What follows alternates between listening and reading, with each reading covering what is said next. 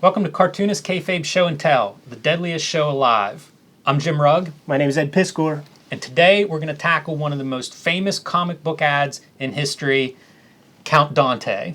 I don't think it's a secret to the kayfabers out there that our love of comics goes far beyond just the actual story in the comic book magazine. We dissect ad copy. There was a famous letter in an old Punisher comic that really sticks in our mind. We might even do just a show and tell on that letter alone. Yes. Yeah, I celebrate every element of comic books. And this is like one of the most striking ads that I've ever seen in those 1970s comics. And the funny thing is, whenever we are talking about this or whenever it comes up and you want to show somebody the ad, can never find it. That is very true. That is very true. But you know the ad. Everybody knows the ad. You know, it's one of those ads that kind of transcends comic books. You know, it's gone far beyond that. There have been documentaries about Count Dante. There have been books written about Count Dante, and it all stems from this ad. And you got the goddamn handbook, man. So my thing is, like, when I heard that you had this, I mean, we have to put this under the microscope and take a closer look because I've always wanted to look inside this thing. Yeah, and there's a secret connection to Street Angel. Let's go do this. He was arrested in 1965 for trying to dynamite a rival dojo. That's fantastic, man. Is his name Dante? Count Dante. He started out John Keehan and changed his name to Count Dante and said that his parents had fled the Spanish Civil War. They were royalty and they had fled and changed their name, you know, to protect themselves. And he was changing it back. This is clear evidence. What we were saying earlier about kind of harvesting every piece of a comic book magazine. I guess the question is, Jim, what is this? This is the Ad Zine. This is a zine I made an edition of 40 copies with Jason Lex. We collect comics, we dig through back issue bins, and one thing I realized is like there are all these old ads, classic ads that were often drawn by famous cartoonists. You know, like this is Jack Davis. There are ads, Jack Kirby. There's our guy. The Sea Monkeys, I said on an earlier show, we recently discovered that it was Joe Orlando who drew the famous Sea Monkeys ads.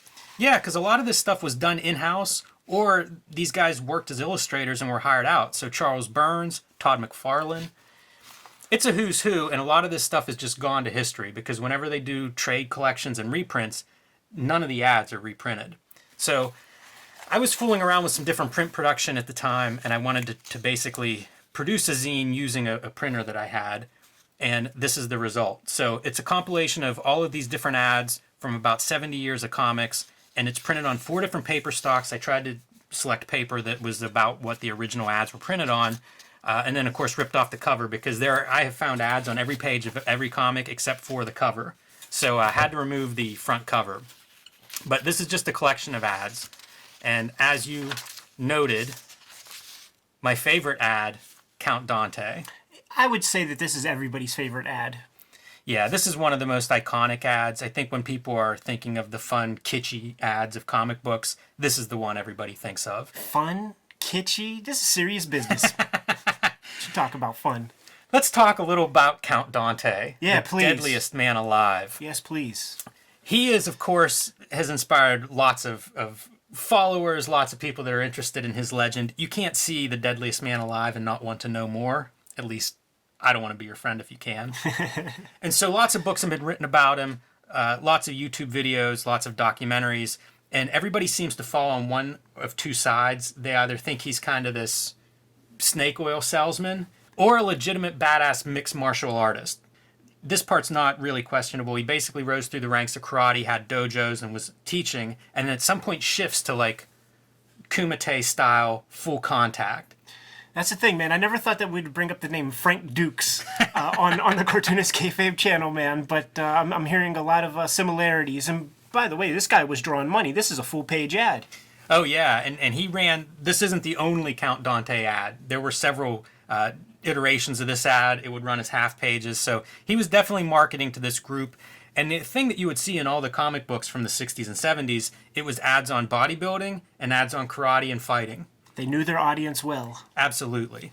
So as soon as I was able to, basically whenever eBay shows up, I try to track down a copy of the Deadly Fighting Secrets. God bless the internet. I've always wanted to look inside this sumbitch. So this is my copy of it, and it's, as you can see, it's photocopied. Jim, so this is illegal. hopefully the Black Dragon Fighting Society doesn't come after me. I hope those same dudes that did Bruce Lee in don't come to your crib tonight, man. So this is about, I think, the size of the actual book. You know, it's kind of a small booklet, 72 pages. World's Deadliest Fighting Secrets. And there he is. This looks like New Adams. It's quite some facial hair there. The camera can pick it up. Yeah. Very, very well manicured. Besides being the deadliest man alive, the other thing that everybody agrees on with Count Dante is he was also a hairstylist. I believe it, man. Like, I was going to say, there's this new thing out called Beijing or something like that. Like, beware of Beijing. That's just not FDA approved. And you see guys walking around with this kind of sculpted facial hair. Whenever I see a dude with that kind of facial hair, he's suspect to me. So you get a little bit of background on Count Dante, on the Black Dragon Fighting Society, the World Karate Federation. He's trying to be very legitimate. Again, there's debate on how legitimate he is, but it's basically background on where he's coming from. And then we get into the heart of the matter, the vital areas. Yeah, so he's a medical illustrator as well. Well, you want to know where to strike, and you also want to know when to strike, because apparently some of these vital organs are susceptible to different attacks at different times of day. So, like, number one is between 4 a.m. and 6 a.m. We'll call Count Dante, like, look at this, man. Like, he smack a person in their anus. I feel like this one is 24 hours a day. Yeah, kick someone in the perineum. 24 hours a day. Yeah, they'll pee blood afterwards. But, like, we're broadcasting this video on YouTube, and you can Google. There are many of these, like, modern day kind of characters who they get their, like, lieutenants to be victims in front of, like, enterprising young kids who are trying to proffer some cash to become a part of their association, their Cobra Kai type gimmick. And you see this guy putting death touches on people and then quickly putting the antidote death touch on so that the guy's head doesn't explode in front of you. So this has clearly been going on for about 40 years. Yeah, the dim mock, the Yes. death touch. And I do believe Frank Dukes, at least in Bloodsport, they refer to that. So now we're getting into the actual fighting techniques. Poison hand. A lot of these are just eye gouges, chokes, kind of close quarter, what you think of as fighting dirty. All's fair in love and war, man. I love some of the pictures of, like, the faces too, all smashed in. Yeah, and it's clearly posed.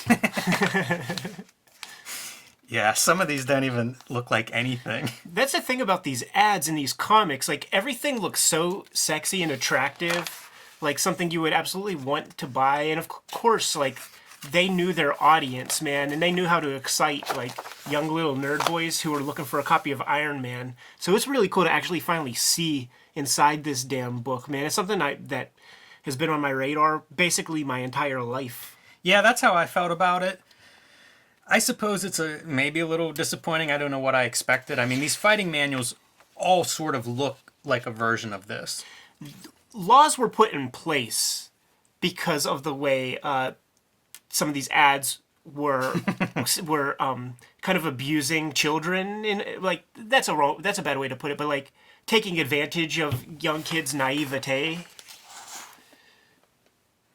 Yeah, I've seen only a little bit of footage of him in real life, and it's him rolling around on the ground, kind of grappling essentially, but it's very far removed from what we think of as, like, Bruce Lee or a Kung Fu movie, you know, which would have been of the time period. There's one story I read that after Bruce Lee died, I guess that was 73? Apparently, Count Dante did a screen test for the studio. You know, they are making a lot of money. Bruce Lee's last movie, I think, made $90 million worldwide, very profitable in the mid-70s. So they bring in Count Dante to do a screen test. Well, he can't pull punches. Count Dante only has one speed. And the note that I saw about it was that the studio actually lost their insurance after his tryout, because I guess he was injured too many people that he was testing with. He should have put that on the front cover of his little gimmick book. This just reminds me, too, because it's almost of the same ilk as in the later 70s, and I guess it was probably around in the 80s. There was this book called Cards as Weapons by Ricky Jay. Do you know this book? And Ricky Jay, we just lost him, so rest in peace, Ricky Jay.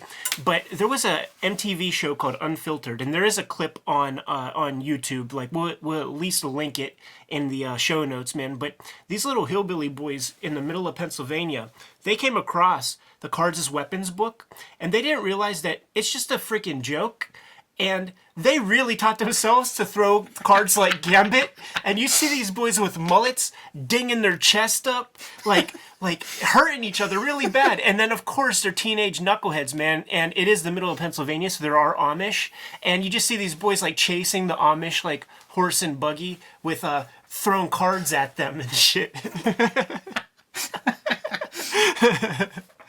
I say all that because I hope maybe...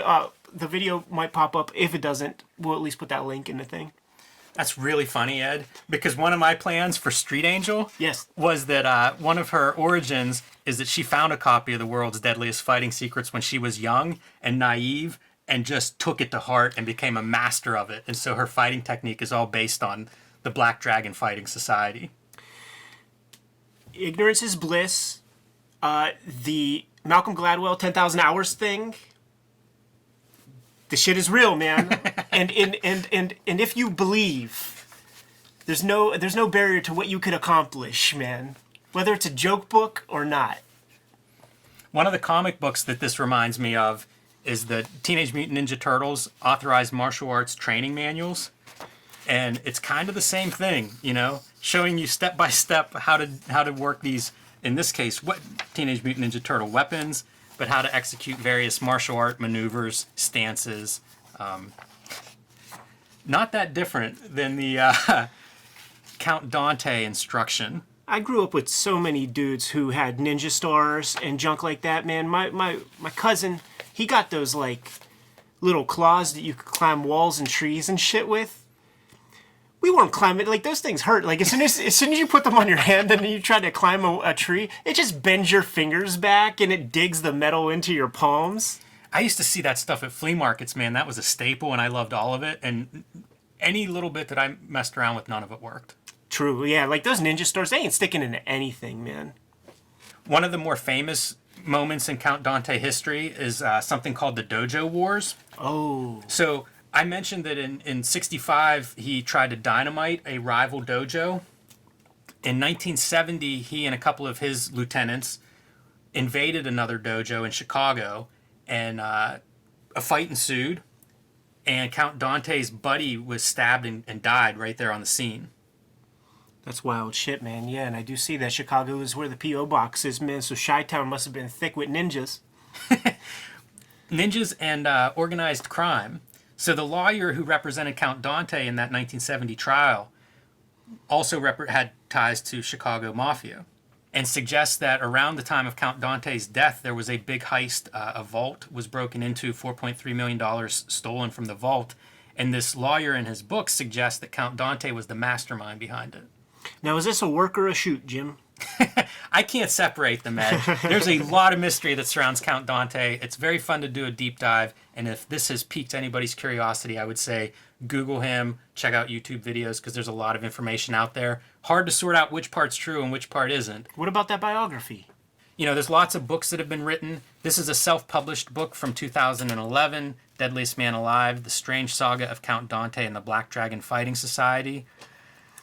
So is this a T.L. Roy trying to get behind the work or shoot kayfabe aspect of the thing, or is this an aftermag?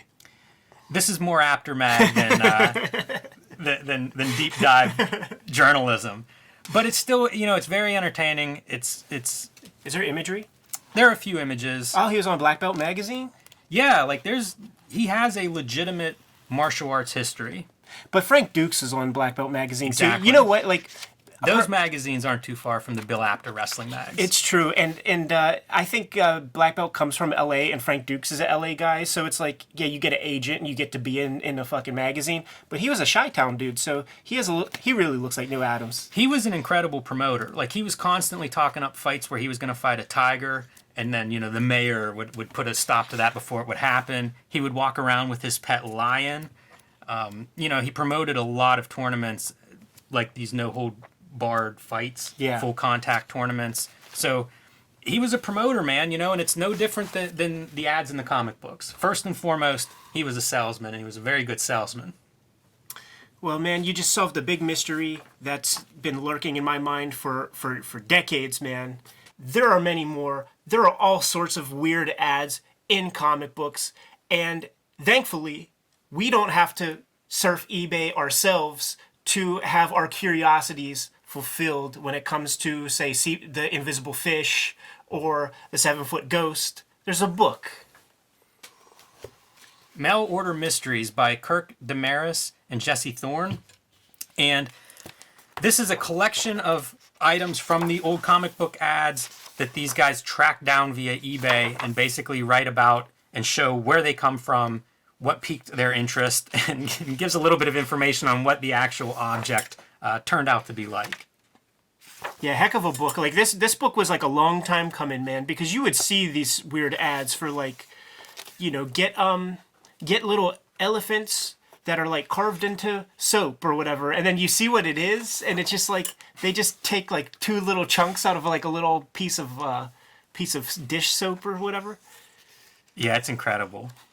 Whole companies, I think, supported these ads. You know, things like Whammo Toy Company, a lot of ads for different Whammo toys. Well, you know who like one of the most prolific guys was? I actually don't remember the dude's name, but it's the Sea Monkeys guy, and he has like so many patents under his belt. He also created the mechanism that makes baby doll eyes close when you like lay them down, and he created that telescoping like baton thing that you go like that and it comes out. Yeah.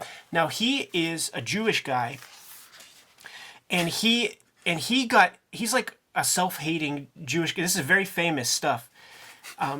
Shit, he might have invented this shit. And look at the $6.98 when comics were a dime. Like, dude, you had to save 6 months worth of dimes to like get that thing, man. But when like this guy with the Sea Monkeys, like he fell in with like the Aryan Nation, and he was up on like sedition charges, and every purchase of those telescoping rods, like a percentage of that money like went to like fight his court case, like went to like so there is a really interesting like dark history to this, because that guy, he is the inventor of the invisible fish, and he's literally just sending you a fishbowl and food and a promise that you will never ever ever see the fish.